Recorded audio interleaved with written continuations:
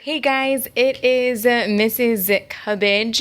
We are going to go ahead and trade and grade your quiz today because it is important for me that you guys leave knowing where you stand in my class and what you need to improve on. So right now, take about 15 seconds and very quietly trade your quiz with somebody else at your table.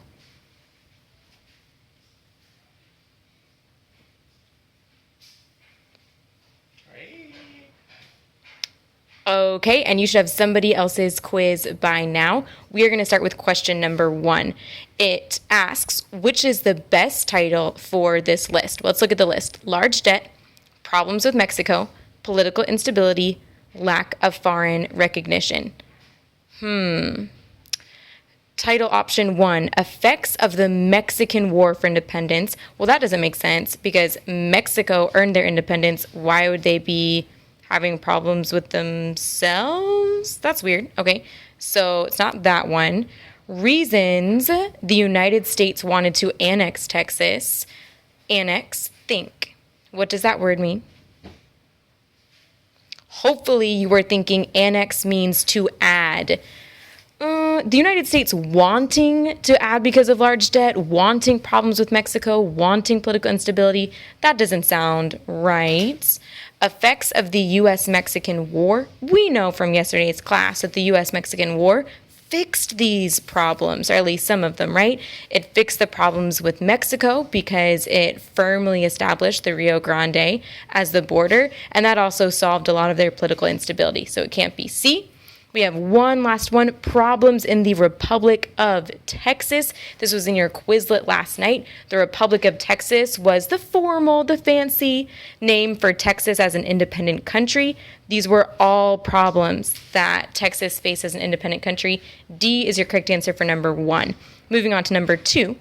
Which of the following characteristics could be added to the list to describe the new Republic of Texas? So which one of these also belongs on that list? First option, most Native Americans willingly moved further west. We know there were a lot of just violence and disagreements between Native Americans and Texans. Can't be that one. Conflict between Anglos and Native Americans. That was happening after the Texas Revolution during the Republic of Texas, so putting a mark by that one. Anglo settlers take property from other Anglos, never learned about it. European immigrants take jobs from Tejanos, never learned about it.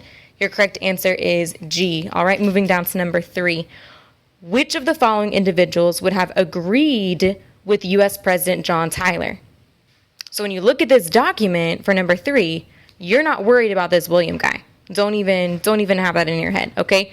U.S. President John Tyler, U.S. President John Tyler. We're just worried about this. So this is what he said. A majority of the people have declared in favor of immediate annexation. It is the will of the people that Texas be annexed to the United States immediately. That was my best president voice, okay? So Texas be annexed. That means that Texas be added to the United States. Added, annexed, start with the same letter A. All right, so which one of these, or which of these people agree that Texas should be added to, should join the United States? Sam Houston, who felt the U.S. could help Texas with debt relief. Absolutely. We covered that a couple days this week. Sam Houston was in support of Texas annexation. Mirabo Lamar, who felt that Texas could fix its problems without help from the United States. Yeah, Mirabo Lamar was anti-Texas education. He thought Texas could fix its problem, no help from the U.S., all right? Strong, independent. Lastly, Texas settlers who felt the U.S. could protect them against the Native American attacks.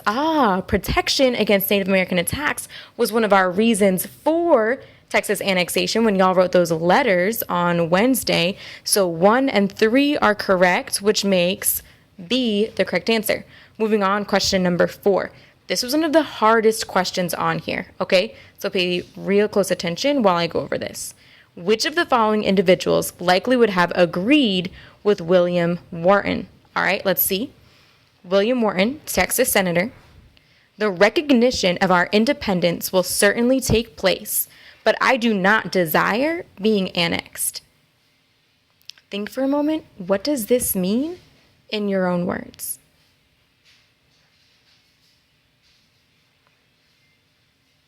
This is basically what he's saying. He's saying our independence will be recognized eventually. People will see us as an independent country eventually.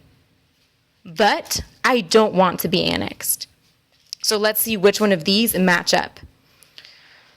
Would have agreed with this guy. Option 1, Texas slaveholders who were worried about the U.S. government banning slavery. Texas slaveholders did not want annexation. They wanted to keep that cruel practice of slavery. Option 2, Mirabeau Lamar, who felt the U.S. would create a more centralized government if it annexed Texas. Absolutely. Mirabeau Lamar was against Texas annexation. Lastly, the Mexican government, who felt Texas was not independent and therefore could not be annexed by another country. This is where I bet a bunch of us messed up, okay? Some of you might have thought that this was correct because the Mexican government did not want annexation. That's true. The Mexican government did not want annexation, but look at what else it says. Who felt Texas was not independent. William Wharton was saying that the recognition of their independence would take place, that they were independent.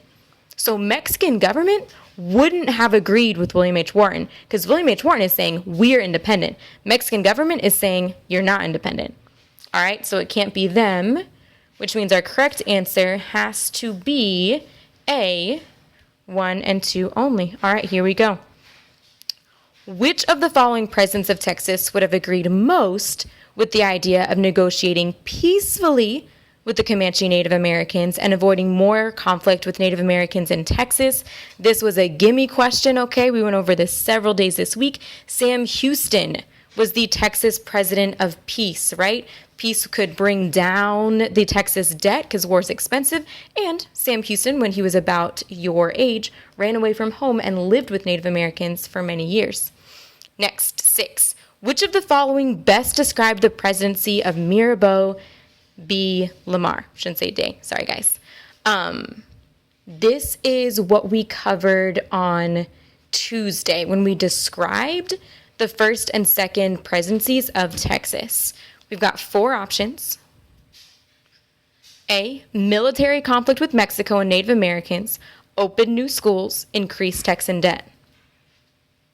All of that sounds like Mirabeau de Lamar. I'm going to put a check mark next to it, but I'm going to keep going just in case.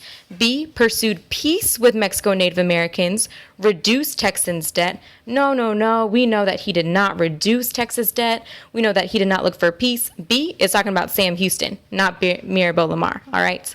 C, military conflict with Mexico and Native Americans. That sounds like Mirabeau Lamar, but then it says reduce Texan debt. Here's a hint. You can't go to war and reduce your debt at the same time, okay? That's not right. D, captured Santa Anna and forced him to sign the Treaty of Velasco. What was I even thinking when I wrote that? That's talking about the Texas Revolution, not the Republic of Texas. Okay, so your answer is officially A. Let's move on to our next page. Ooh, a map, visuals. Okay, disagreement between Texas and Mexico over K caused the... All right, let's look at K. So I recognize this little area here as the Rio Grande. If y'all were paying real good attention in class yesterday, you'd remember this as a little something called the Nueces River. And you guys know that the disagreements over this territory between the Rio Grande and the Nueces River, that caused the U.S.-Mexican War, B. All right, the area marked Y on the map above, I'll try and fix that on y'all's, became U.S. territory in the event known best as, so let's look up here at Y. Y. When this became part of American territory, United States territory, think back to those maps from yesterday. Think back to that diagram at the end of class. You have 2 decent options here. Convention of 1832, that was back in the Texas Revolution. And Texas Revolution, yeah. That was just about this area becoming independent, not about this.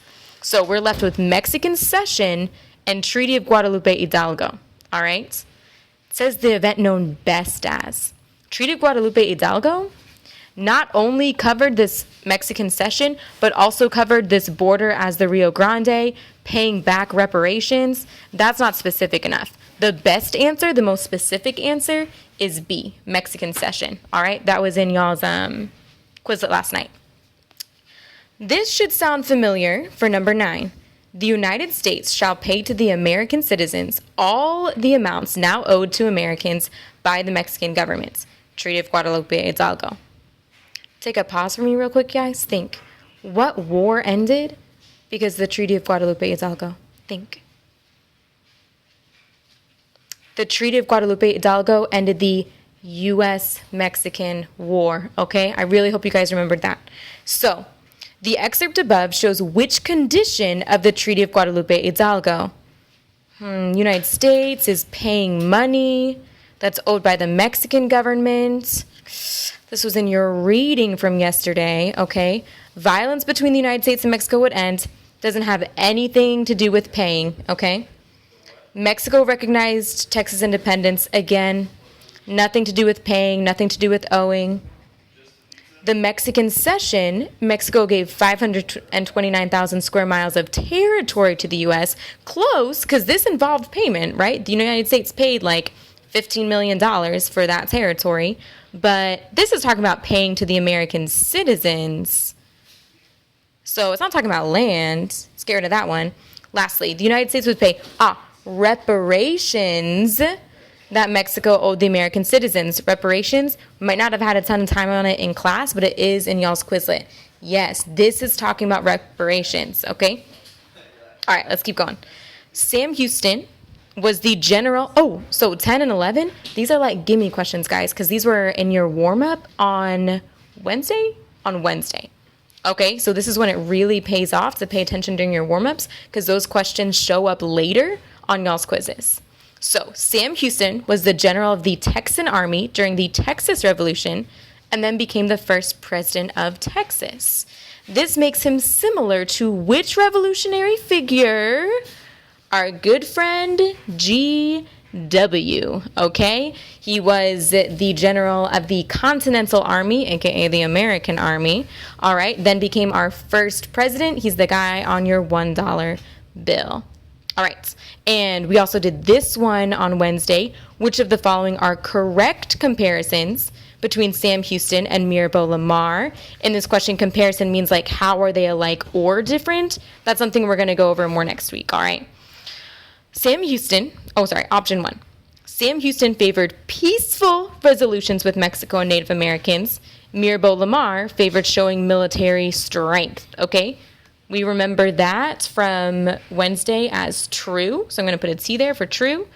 Mirabeau Lamar established the capital in Austin. Sam Houston attempted to move it to, guess where? Houston. Okay, a little narcissistic, but it's true. All right. Third, both presidents spent government funding, creating many new colleges and schools. Listen, y'all, Sam Houston was a great guy, but he was a tightwad, okay? He was not spending money on new colleges and schools while Texas still had debt. That is false, all right? Everybody think, which president of Texas spent government funding creating new colleges and schools? Which president did that? You should be thinking of President Lamar, okay? President Lamar, father of Texas education. All right. Last one, Sam Houston advocated for Texas annexation. Mirabeau Lamar preferred for Texas to remain an independent country. That is true, right? Sam Houston's whole thing is like, bring down the debt, okay? So Sam Houston's kind of a gold digger, right? He wants to join up with the United States so he can get the United States money and get rid of this debt, all right? So this is true. When we look back, we see that 1 was true, 2 was true, and 4 was true, which means that our correct answer had to be D, 1, 2, and 4? Yeah, 1, 2, and 4 only. Whew. All right, do me a favor, y'all. Count up the number that your partner got correct, not the number they got wrong. Okay? The number they got correct.